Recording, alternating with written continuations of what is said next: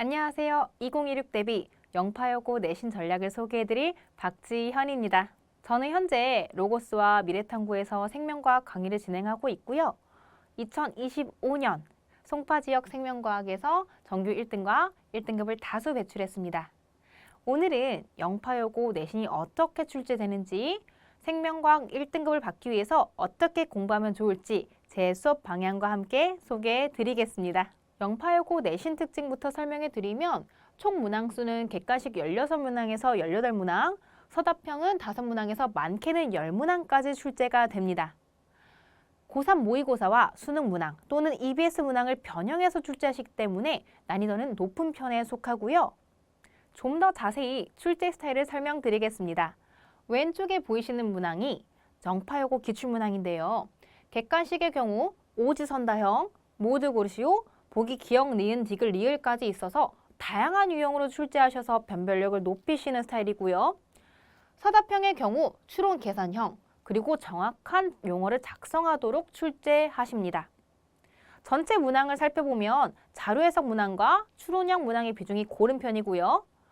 최상위권 학생들 간의 변별은 고난도 추론 자체보다 디테일에서 갈립니다.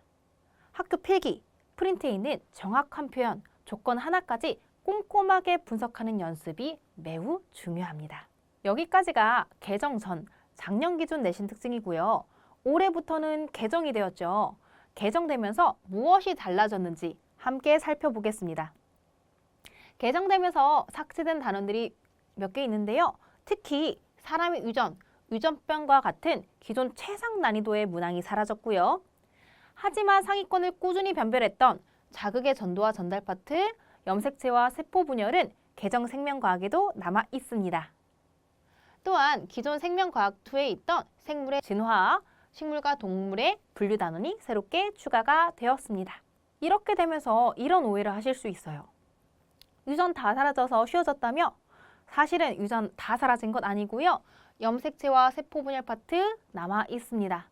그리고 자극의 전도와 전달 같은 아이들이 어려워하는 추론 단원이 남아있기 때문에 쉬워진 것 같다고 긴장을 풀으시면 안 되고요.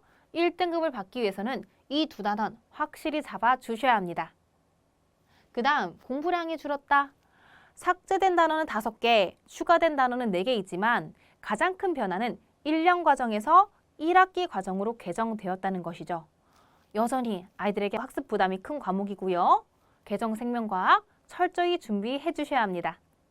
개정 후 영파여고 생명과학의 변화를 예측해 보겠습니다. 고난이 단원은 축소되고 중상 난이도 단원이 증가하면서 개념 응용 문항, 자료 해석 문항이 늘어날 가능성이 높습니다. 전체적인 난이도는 낮아져도 상위권 변별은 더욱더 촘촘해질 것으로 예상하고요. 실수 하나가 등급을 바꾸는 여유가 사라지는 시험이 될 것으로 예측합니다. 그러면 생명과학 철저히 준비해야겠다 하고 열심히 하다가 맞닥뜨리는 고민들이 있어요. 같이 살펴보겠습니다. 첫 번째, 개념은 아는데 문제 해석이 안 되는 경우. 두 번째, 아는데 자꾸 실수로 틀리는 경우. 세 번째, 어디서부터 시작해야 할지 막막한 경우입니다. 같이 살펴보겠습니다. 첫 번째, 개념은 아는데 문제 해석이 안 되는 경우를 같이 보시면 왼쪽 문항이 영파여고 기출 개념형 문항입니다. 개념형 문항이라고 해서 단순히 개념만 물어보고 있지는 않죠. 출제자가 의도하는 것은 개념을 얼마나 암기했니가 아니라 배운 개념을 바탕으로 올바르게 해석할 수 있는지를 물어봅니다. 따라서 개념형 문항의 핵심은 암기를 많이 하는 것이 아니라 자료해석 능력을 키우는 데 있습니다. 그래서 제 교재는 자료해석 능력을 키우기 위해 명확한 용어 정리부터 시작합니다. 제 교재에 나와 있는 용어 정리 팁인데요. 자료에 시상하부 온도, 시상하부 설정 온도 이 두 용어가 나와 있죠. 언뜻 보면 겉보기에 비슷해 보이지만 사실은 다른 용어입니다. 이런 용어들을 구분하지 못하게 되면 자료 해석 방향이 달라져요. 따라서 용어를 명확하게 구분하는 것이 중요하다. 두 번째, 오개념 방지입니다. 생명과학 특성상 내 몸 안에서 일어나는 과정들을 다루다 보니까 아이들이 상상해서 잘못 이해하는 경우가 많아요. 따라서 수업 시간에는 아이들이 빠지기 쉬운 오개념을 미리 교정해주고 짚어 나아가면서 수업을 하고 있습니다. 그 다음 자료 해석 연습을 시키는데 제 수업에서는 자료를 해석하는 순서를 알려줍니다. 어떤 조건을 먼저 봐야 되고 어떤 조건은 나중에 봐도 되는지 그 순서를 잡아드리고 조건들 사이의 관계도 잡아드립니다. 이렇게 되면 조건을 일일이 분석하지 않고도 하나의 조건만 활용해도 다른 조건의 변화까지 알 수 있게 되는 것이죠. 이렇게 연습한 친구들은 오른쪽이 실제 기출문항인데 수업 시간에 다뤘던 자료들과 해석 방식으로 오류 없이 빠르게 해결하고 넘어갈 수 있습니다. 그 다음 아는데 실수로 틀렸어요 보겠습니다. 생명과학은 개념과 자료의 양이 방대하기 때문에 아이들이 실수를 하기 쉬운데요. 실제 기출문항 보시면 가, 나, 다, 라 이렇게 짚어놓고 어디가 산소 농도가 더 높니? 어디가 요소 농도가 더 높니? 아이들이 헷갈려할 포인트들을 물어보고 있죠. 그래서 제 수업 교재는요. 내신에서 나올 법한 선지들을 다 미리 모아둬서 줍니다. 어디가 산소 농도가 더 높은지, 어디가 요소 농도가 더 높은지 포도당 양까지 미리 정리해서 대비를 시키고 있습니다. 그 다음 우리 친구들이 제 자체 교재에서 가장 좋아하는 포인트인데요. 제 수업 교재는 내신 오답률이 높았던 선지들을 미리 모아두어 아이들이 이 선지들을 보면서 아, 내가 이런 함정에 걸릴 수 있구나, 이 내용을 이렇게 해서 비틀어낼 수 있구나를 미리 경험시킵니다. 이런 경험한 친구들은요, 함정형 선지를 걸을 수 있게 되는 것이죠. 이렇게 실수를 줄이는 것도 전략이 필요합니다. 세 번째 고민, 어디서부터 시작할지 막막해요입니다. 대표 추론형 문항을 보시면 OX 여부도 알려주지 않고 DNA 상대량도 1, 0, 2 하다가 물음표로 끝나게 됩니다. 꽤 까다로워 보이는 문항이죠. 사실 추론형 문항의 핵심은 크게 두 가지입니다. 첫 번째, 시작점 잡는 법. 흔히 첫 단추를 제대로 끼운다고 하죠. 두 번째, 유형별 스킬을 익히고 체화할 수 있도록 반복 훈련하는 것입니다. 제 수업에서는 유형별로 시작점 잡는 법과 문제를 빨리 풀 수 있는 스킬을 알려줍니다. 문제 풀 때 포커스 어디 봐야 하는지, 그리고 문제 푸는 순서도 잡아드리니까 고난도 문항도 어렵지 않게 해결할 수 있어요. 유형별로 스킬을 익힌 뒤에는 스텝 1, 비교적 간단한 문항에 적용해보면서 기본기를 다지고 스텝 2, 좀 더 난이도 높은 문항에 적용해보면서 이 부분이 체화가 되면 스텝 3, 실전 고난도 기출 문항에 적용해보면서 스킬을 자연스럽게 여러분들의 것이 되도록 만들어 드리고 있습니다.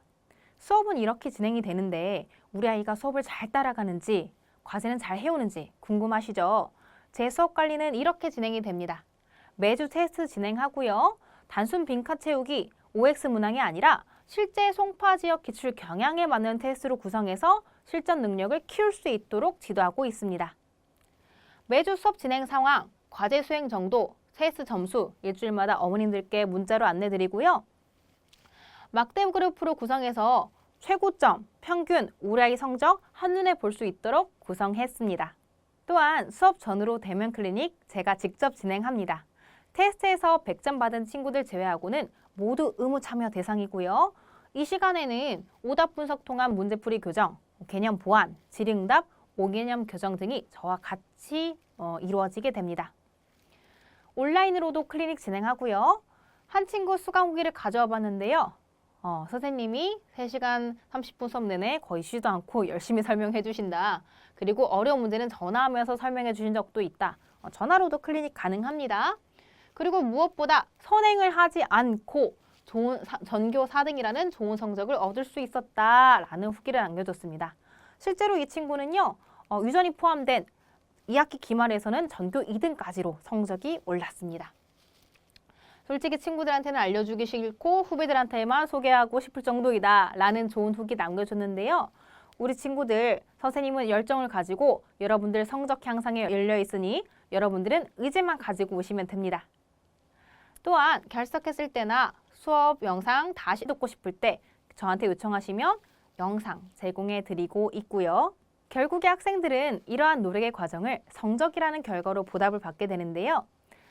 이런 카톡을 받을 때마다 학생들의 성장을 가장 가까이에서 느끼면서 그만큼 큰 보람을 느끼고 있습니다.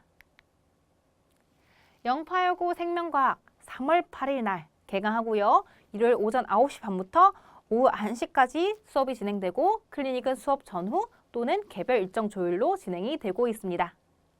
생명과학 선생님과 제대로 잡아보는 시간이 되길 바라겠습니다.